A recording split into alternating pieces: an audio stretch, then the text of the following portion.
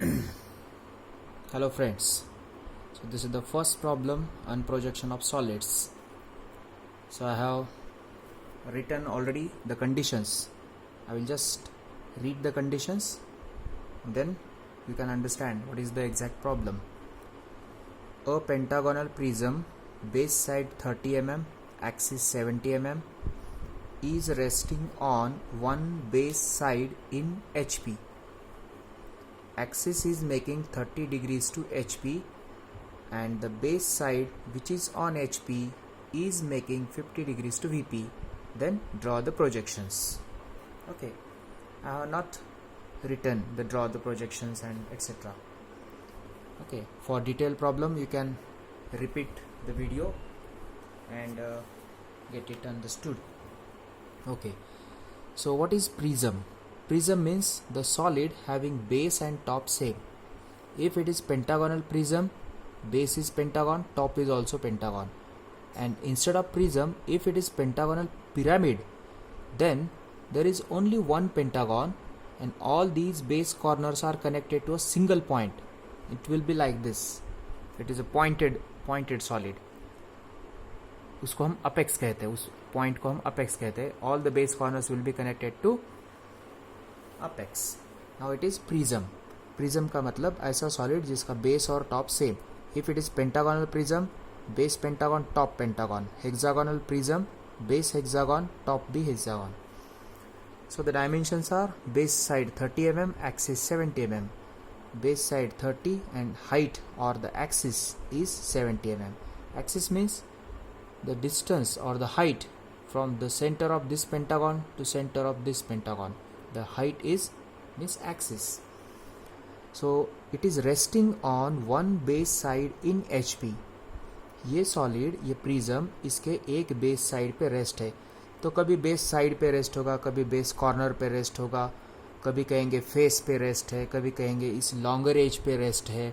अलग अलग पोजीशंस हो सकते हैं. ओके, सो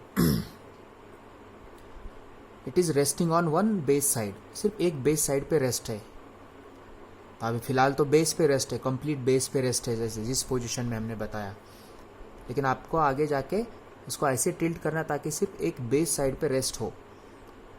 ऐसा हो ताकि उसका एक्सिस 30 डिग्रीज टू HP हो और बेस साइड जो HP में है, जिस साइड पे हम रेस्ट करने जा रहे हैं उस साइड पे रेस्ट है और उसी साइड का एंगल भी दिया है 50 डिग्रीज टू VP.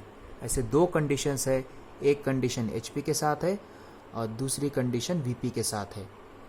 ओके, तो जब ऐसे दो कंडीशंस होते प्रॉब्लम में तो हमेशा याद रखिए ये प्रॉब्लम स्टैंडर्ड क्वेश्चन में आ जाता है और इसको हम 3 स्टेप्स में सॉल्व करते हैं. तो ये 3 स्टेप्स कौन से होते हैं? फर्स्ट स्टेप हमेशा होती है true shape of base, then axis inclination and then side inclination. First step में होगा true shape of base, second step में होगा एक्सिस इंक्लिनेशन और थर्ड स्टेप में साइड इंक्लिनेशन. मैं आपको शॉर्ट में यहाँ पे लिखता हूँ true shape of base, then axis, then side. इस साइड के बजाय बाद में कोई भी कंडीशन होती है लेकिन प्रेफरेंस हमेशा देना है एक्सिस इंक्लिनेशन को. ठीक है, राइट. इसको मैं मिटा देता हूँ फिलहाल. ठीक है, चलो हम सॉल्व करेंगे. तो आपको ऐसा कुछ देखने की या रट्टा मारने की जरूरत नहीं कि पहले स्टेप में क्या होता है, दूसरी स्टेप में क्या होता है. So already I have shown the XY line. Okay, so how to start. First step is to draw the true shape. पहले इस पेंटागोनल प्रिज्म को ऐसा रखो ताकि ट्रू शेप ऑफ बेस दिखे, यानी कि पेंटागन दिखे. तो कन्फ्यूजन होता है ट्रू शेप HP में आएगा या VP में आएगा. सबसे बड़ा कन्फ्यूजन यहीं पे होता है. तो हमेशा याद रखिए पूरा क्वेश्चन पढ़ो और उसमें से ढूंढ के निकालो एक्सिस किसके साथ इंक्लाइंड है. आपको अगर पता चला कि एक्सिस HP को इंक्लाइंड है तो आंखें बंद करके HP से स्टार्ट करें. हमें पता है अच्छी तरह से फर्स्ट क्वाड्रेंट में HP हमेशा नीचे होता है, टॉप व्यू हमेशा नीचे होता है, तो VP ऊपर होता है. ठीक है, if the axis is inclined to HP, directly start with HP. If the axis is inclined to VP, start with VP. यहाँ पे दो एंगल्स है, HP का भी है और VP का भी है, लेकिन कौन सा किसका है वो अच्छी तरह से समझ लो. Axis is inclined to HP, therefore true shape must be in HP. तो यहाँ पे आएगा ट्रू शेप. क्या है true shape? Pentagon, true shape of base obviously pentagon. Pentagon यहाँ पे बनाएंगे, लेकिन पेंटागन की पोजीशन क्या होगी? साइड राइट या कॉर्नर राइट। प्लेन में हमने क्या किया था? साइड पे रेस्ट है तो साइड को लेफ्ट में लेते थे, कॉर्नर पे रेस्ट है तो कॉर्नर को लेफ्ट में लेते थे। लेकिन अगर सॉलिड का प्रॉब्लम हम सॉल्व कर रहे हैं, if it is resting on side, take side towards right, so it is resting on one base side in HP, इसलिए साइड को हम राइट में लेंगे। So I am starting here, base side 30, फिर पेंटागन आपको बनाना आता है, सो हम उसको उतना डिटेल में अभी नहीं देखेंगे हम, ठीक है। This is pentagon.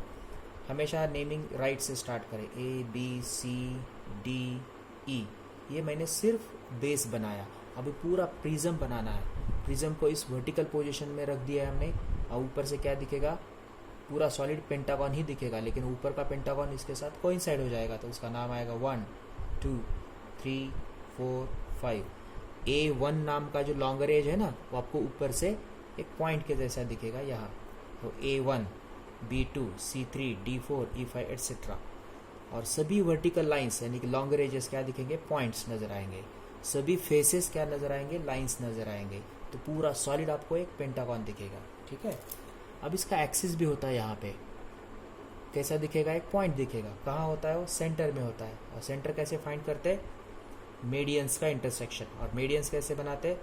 कोई भी कॉर्नर लो, उसके अपोजिट साइड का मिड पॉइंट, एक हल्की सी लाइन बना दो यहाँ पे, फेंट, इधर एक मीडियन, फेंट, इधर एक मीडियन, फेंट। इन मीडियंस का इंटरसेक्शन होता है सेंटर, और इस जगह पे होता है OO1 एक्सिस। ये हो गया पूरा सॉलिड इन टॉप व्यू। अभी उसके हम प्रोजेक्शंस लेंगे, ठीक है। हल्के से लाइंस, बहुत ही फेंट, ठीक है। हर सभी कॉर्नर से पॉइंट्स लें, प्रोजेक्शंस लेंगे हम, ठीक है। ओके, उसकी हाइट कितनी दी है? 70, एक्सिस इज 70, तो डायरेक्ट XY से ही स्टार्ट करना है क्योंकि रेस्ट है। अब इसकी आउटलाइन को डार्क करें हम, नेमिंग ABCDE, फ्रंट व्यू है इसलिए डैश 1 2 3 4 5 डैश, ये सब डैश। अब ये C3 सबसे आगे है, तो C3 को हम बनाएंगे डार्क, ठीक है। और ये आउटलाइन थोड़ी ठीक करते हैं। एक्सिस भी बनाना कंपलसरी है, ये एक्सिस यहाँ से आएगा, ठीक है, राइट। एक्सिस कैसे बनाते हैं? Long dash small dash, long dash small dash, long dash etcetera. और एक्सिस को हमेशा खींचो, बाहर खींचो 5 मिलीमीटर से, और इसका नाम दो OO1, फिर उसको डैश दे दो बाद में। अब ये जो सेकंड स्टेप है सबसे इंपॉर्टेंट होती है प्रोजेक्शन ऑफ सॉलिड में, इवन प्लेन्स में भी। अब कौन सा एंगल लेना है? 2 एंगल्स होते हैं, और हमेशा याद रखिए जो पहला एंगल दिया है वो पहले लेना चाहिए, ऐसा नहीं। जो एंगल दिया है वो किसका है वो देखो, एक एक्सिस का दिया है, सॉरी एक HP का होता है, एक VP का होता है, नो प्रॉब्लम, लेकिन एक एक्सिस का दिया और एक साइड का दिया है, तो हमेशा प्रेफरेंस देना है एक्सिस को। एक्सिस का एंगल बाद में भी दिया तो वो पहले लेना है, एक्सिस का एंगल कहीं पे भी देने दो, पहले उसी को टारगेट करो, ठीक है। सो सेकंड स्टेप में वो कंडीशन अप्लाई करो जिसकी वजह से सॉलिड टिल्ट हो जाएगा, यानी कि एक्सिस को इंक्लाइन करना है। तो एक्सिस का एंगल कितना है? 30 डिग्री, तो इसको ऐसा इंक्लाइन करेंगे हम। लेकिन याद रखें एक्सिस का दिया है तो एक्सिस का हम एंगल कभी नहीं लेंगे, चाहे प्रिज्म हो या पिरामिड हो या कोन हो या सिलेंडर हो, हमेशा एक्सिस का एंगल अगर दिया तो उसका बेस का एंगल लेना है। एक्सिस का अगर हम 30 डिग्री चाहते हैं तो हम बेस को ऐसा टर्न करेंगे, जब इसको ऐसा इंक्लाइन करेंगे, इसको अगर 30 डिग्री करना है तो हम इधर 60 डिग्री लेंगे, ठीक है, इस तरह से। ये हमेशा यूनिवर्सल टेक्निक है, ये किसी भी सॉलिड में काम में आएगा। अगर आपको एक्सिस का 40 डिग्री चाहिए तो इसको 50 डिग्री करो, और इधर एक्सिस का 30 डिग्री चाहिए तो इधर 60 डिग्री करो, 90 माइनस दैट एंगल। तो पहले हम इधर एक पॉइंट मार्क करते हैं AB, फिर उसको इधर 60 डिग्री लेना है, ठीक है।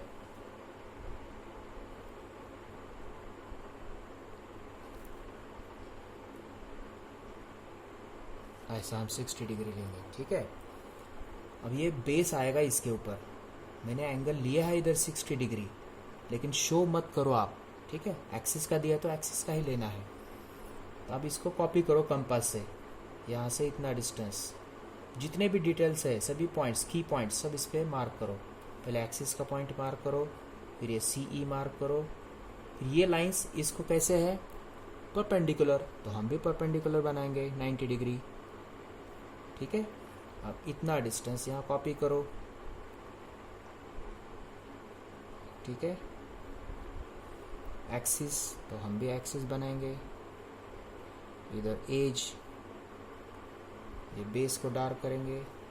अब देखो जब एक्सिस को एक्सटेंड करेंगे, ये 60 है, ये 90 है, तो ऑटोमेटिकली ये कितना आएगा 30 डिग्री। अब इसको मैं मिटा देता हूँ, मैं मेरा इरेजर लेता हूँ ऐसे, तो ये कितना एंगल लेंगे हम यहाँ 30 डिग्री। तो अच्छा लगता है क्योंकि क्वेश्चन में एक्सिस का एंगल बोला है तो एक्सिस का ही लेंगे 30 डिग्री। लिया नहीं था, अपने आप आ गया हो, ठीक है। ये टेक्निक सभी सॉलिड के लिए यूज़ करना है। एक्सिस का 30 डिग्री दिया तो बेस का 60 डिग्री लो, अपने आप एक्सिस 30 डिग्री का एंगल करेगा। नेमिंग सेम, ABCDE सब डैश, डैश में कहीं भूल भी गया तो आप समझ लो कि वहाँ पे डैश होता है, 1 2 3 4 and 5 dash dash dash dash. अब सबसे इम्पॉर्टेंट स्टेप, जब ये ऊपर से देखेंगे तो टॉप व्यू में कैसा दिखेगा, कुछ फुल लाइंस दिखेंगे, कुछ डॉटेड लाइंस दिखेंगे। तो कैसे ड्रॉ करना है देखिए, मैं सभी पॉइंट से प्रोजेक्शंस लेता हूँ, बहुत ही फेंट, बहुत ही फेंट, सिर्फ आपको दिखने चाहिए। आपको दिख रहे हैं? एक्सिस को मत लो अभी, अगले प्रॉब्लम में मैं आपको एक स्केल से बता देता हूँ। फिलहाल जो मिला वो उठा लिया, ठीक है। अभी ऐसे भी प्रोजेक्शंस लेंगे,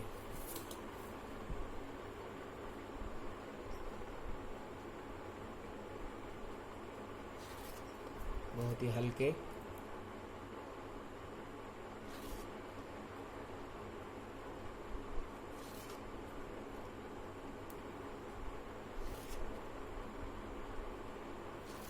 I'm not drawing to the scale, just for simplicity.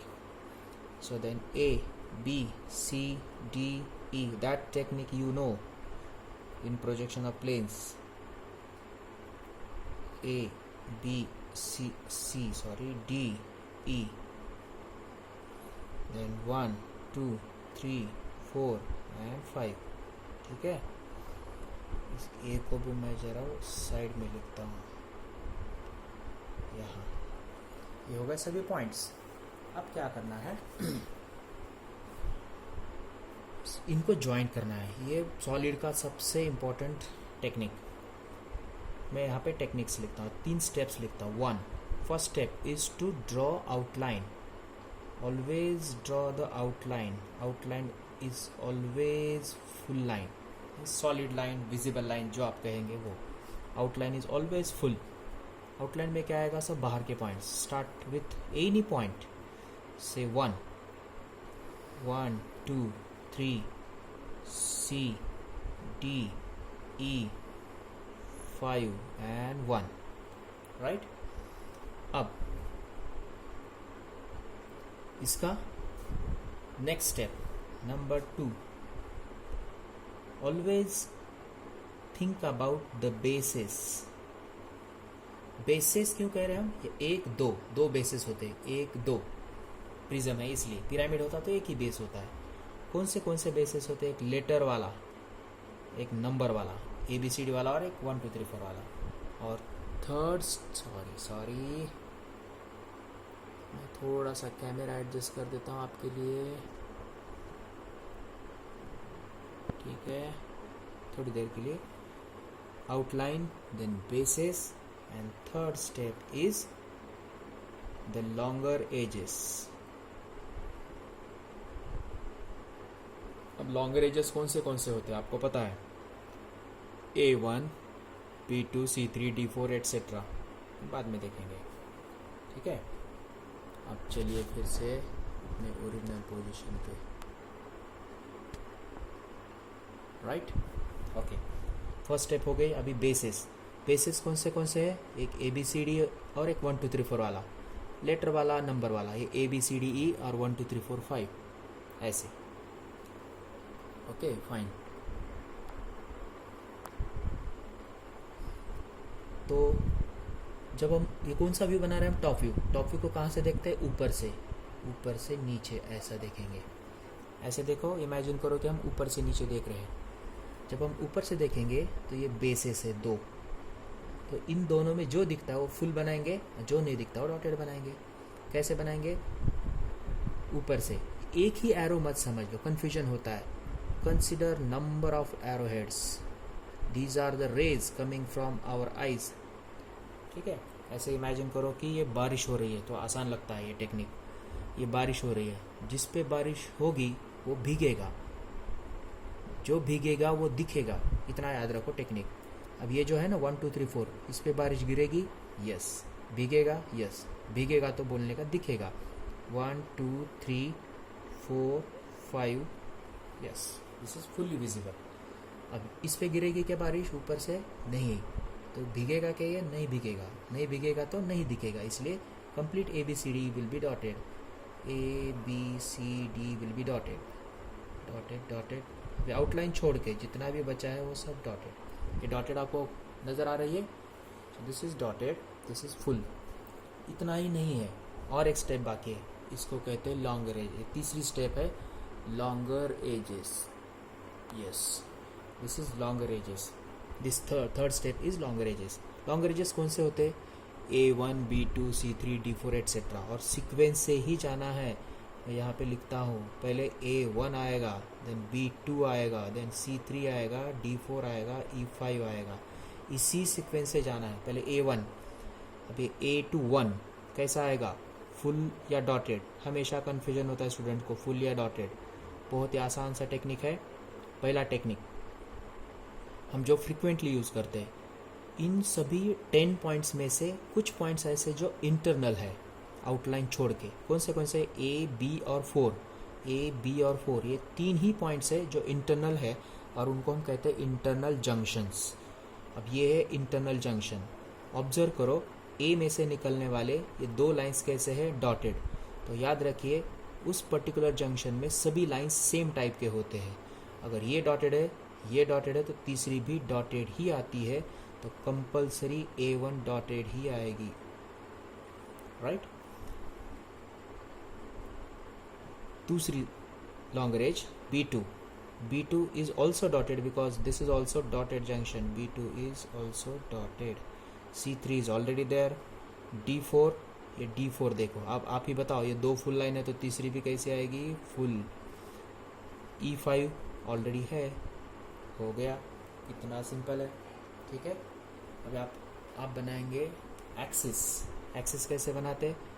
इसका प्रोजेक्शन लो यहाँ पे, मैं अवॉइड करता हूँ, सिर्फ ये बता देता हूँ। यहाँ से प्रोजेक्शन लो, इधर आएगा O, फिर यहाँ से प्रोजेक्शन लो, इधर आएगा O1, ठीक है, O1। फिर यहाँ से यहाँ तक एक्सिस की रेड्यूस लेंथ होती है, एक्सिस की रेड्यूस लेंथ होती है, ठीक है। लेकिन यहाँ से यहाँ तक तो ऑलरेडी एज है, तो उसको प्रेफरेंस देना है, उसको इम्पोर्टेंस देना है। अब जो बचा है उसमें एक्सिस आएगा। कैसा आएगा? इधर छोटा सा डैश दो, फिर एक लॉन्ग डैश दो, थोड़ा सा एक्सटेंड करो, फिनिश, ठीक है। अब ये हो गई दूसरी स्टेप, समझ में इतना? यस। अभी थर्ड स्टेप बहुत ही इम्पोर्टेंट लेकिन आसान है। Base side which is on HP। ये जो 4 फिगर दिख रहा है आपको, इसमें से क्या देखना है? Base side which is on HP। HP में कौन सी है? बहुत सारे ऑप्शंस है, इधर भी दिखेगा, इधर भी दिखेगा। जिस साइड को हम राइट में लेते हैं वो बेस साइड। कौन सी साइड है? AB। यहाँ पे भी रेस्ट कौन सा हो रहा है? AB। लेकिन हमें इस फिगर को रिप्रोड्यूस करना है आगे, इसलिए इसके अंदर कौन सा है? AB। तो उनका कहना है base side which is on HP। ये पूरे का मीनिंग है AB is making 50 degrees to VP। हमें पता है HP का एंगल VP में होता है और VP का एंगल HP में होता है। तो VP का 50 डिग्री ऐसा लो या फिर ऐसा लो, कोई फ़र्क नहीं पड़ता, ठीक है। मैं ऐसा लेता हूँ ताकि ये फिगर इधर ज़्यादा बनेगी।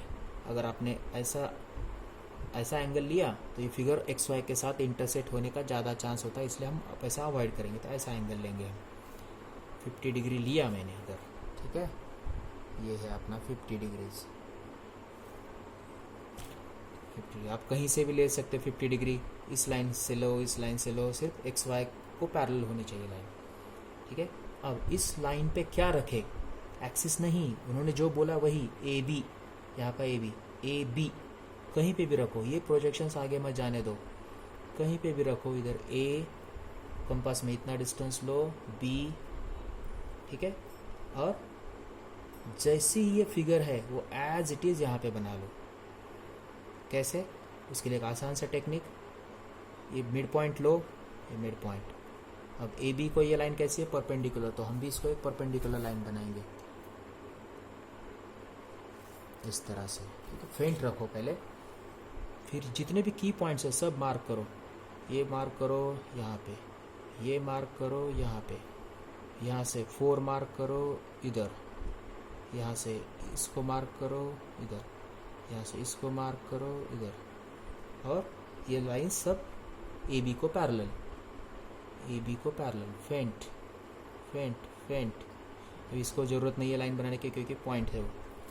इधर डी आएगा। अब ये डिस्टेंस कंपास में लो, यहाँ और यहाँ, ए बी तो है।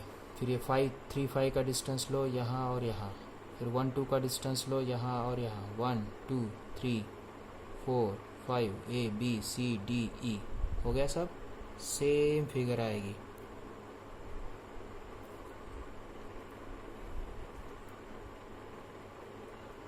जैसा है वैसा, दिमाग की ज़रूरत नहीं है।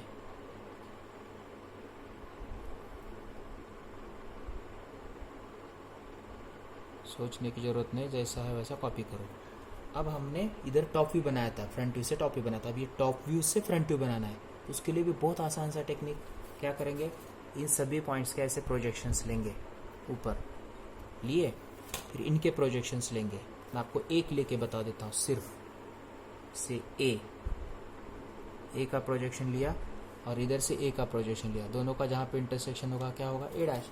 तो उसी तरह से सभी पॉइंट्स के प्रोजेक्शन लो, फिर यहाँ पे 5 पॉइंट्स, यहाँ पे 5 पॉइंट्स आएंगे, फिर ये अप्लाई करना है, फिर आउटलाइन फुल बना दो।